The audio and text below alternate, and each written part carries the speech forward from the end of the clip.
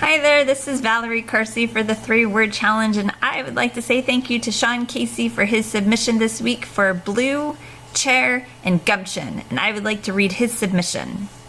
So here it goes. How many days had he spent slumped over in his chair staring intently at the screen before him? The cursor flashed idly, as patient as always atop a sea of black-white. A couple of times he had managed to peck out a sentence or two, but his ever-eager backspace finger had cleaned that up again. Only the cursor remained, that single bar of black flickering patiently. With a grunt, he leaned back in his chair, listening to it squeak in protest. It too had suffered the pains of his inactivity. The once vibrant blue fabric had faded from the light cascading through his window, while the seat had gone thin from many butts' worth of frustrated friction. The chair was ready to give up. Maybe he should have been as well. A person filled with gumption doesn't sit around dissipating and stewing about things. It was a phrase carved on a plaque that his mother had given him many years ago, and he kept it near his desk as a reminder. But what did a person with gumption do? They were shrewd, resourceful. They grabbed the horse by the reins and rode it bareback into the horizon where better things lay.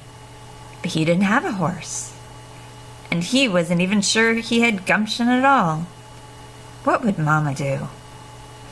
For a few moments longer he stared, and then carefully he reached over, tucking his finger under the backspace key on his keyboard. There was a moment of pressure, and then with a satisfying pop, it popped off. No way to turn back now, he said to the empty room with more glee than one might have expected. His duel with the backspace key had been long and hard-fought, and victory tasted sweet. Now, where do we begin? Silence lingered a few moments longer, then a slow clicking filled the room as he began his story again, yet this time there could be no turning back, no space to go back, only forward. The adventure of the blue chair. It began, and despite the bizarre premise, he found the words flowing easily. How was that for gumption, eh? He smiled a little and typed away, knowing full well that this whole thing might be rubbish, but Mama would be proud to know he found his inspiration.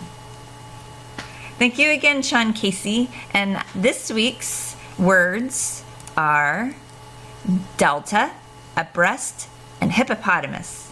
Thanks so much for watching, and have fun, and hopefully you'll have your next submission soon. Take care.